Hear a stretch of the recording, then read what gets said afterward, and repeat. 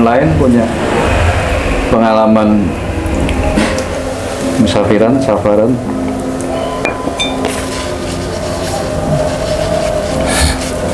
Enggak, bukan pengalaman, cuma lihat situasi sekarang itu kan penjelajahan dalam rangka untuk mendapatkan pemahaman tentang fenomena ya, di luar kita. Nah, sekarang ada teknologi. Apakah penjelajahan di dunia maya itu termasuk seperti itu? Apa? Pertanyaan yang bagus. Kalau menurut saya tidak. Tidak. Nah, Karena dohiron wa batinan. karena nggak melibatkan itu ya.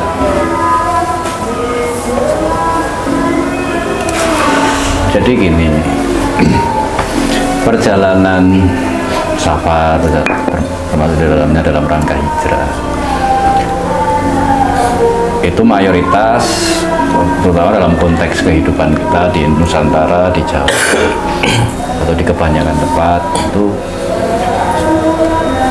selalu dikaitkan, misalnya kayak tadi tradisi Minang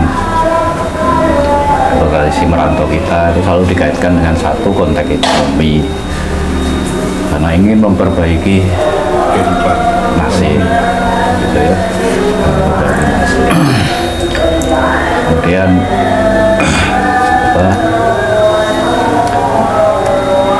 dalam pelaku-pelaku tertentu karena ingin menambah daya sakti, mencari kesaktian, mencari kanuragan, kekuasaan, mencari pusaka dan sebagainya. Nah itu sebenarnya bukan salah, tapi sebenarnya itu adalah bagian dari proses. Jadi di antara hijrah para nabi juga menggambarkan level yang berbeda-beda. Bahkan kalau kita melihat Rasulullah, proses perjalanan termasuk hijrahnya Rasulullah itu juga level. Pada tahap awal ketika masih kecil harus diungsikan, harus melakukan perjalanan ke kampung Badui untuk disusui Halimah Sa'diyah, itu demi menyelamatkan dari pencarian orang-orang Yahudi. Jadi demi untuk menyelamatkan diri. Ini kan seperti perjalanan Nabi Nuh, gitu kan? Jadi untuk menyelamatkan diri. Kemudian remaja mulai hijrah ke Syam, gitu kan? Ke Palestina, ke Syria, ya, untuk mengikuti pamannya berdagang. Di perjalanannya sudah perjalanan untuk memperbaiki nasib, untuk ekonomi, terus. Jadi pada perjalanan dagang berikutnya sudah bukan ekonomi,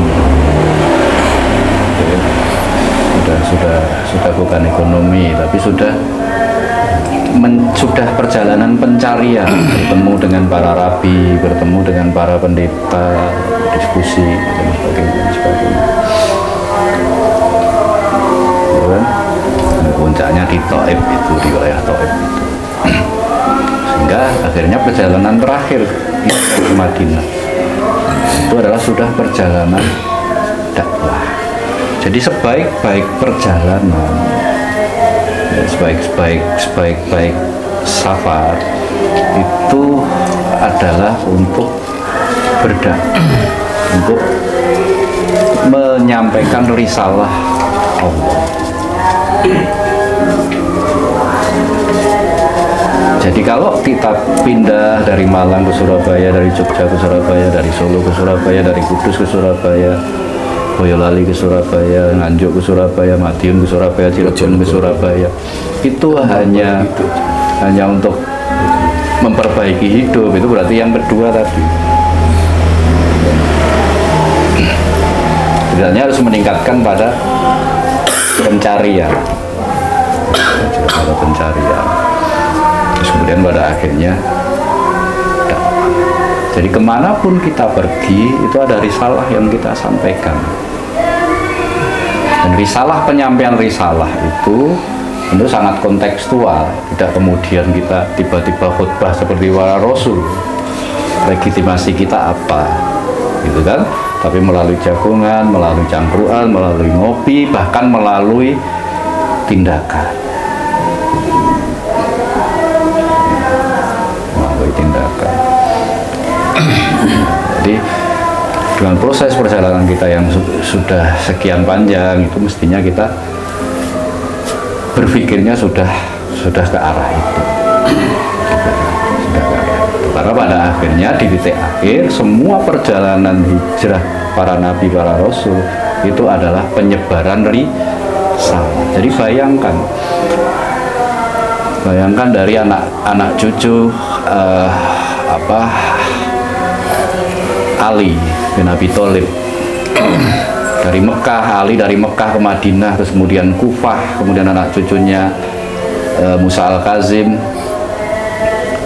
terus ke Asia Tengah sampai ke Bukhara, sampai ke Uzbekistan, sampai ke Sayyid Hussein Jamaluddin, hijrah lagi ke India sampai Sayyid Jamaluddin Akbar, hijrah lagi ke Jawa sampai melahirkan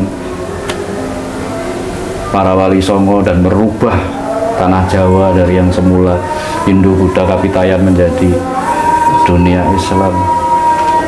Itu hakikat hijrah, hakikat safar yang sesungguhnya, yang sesungguhnya.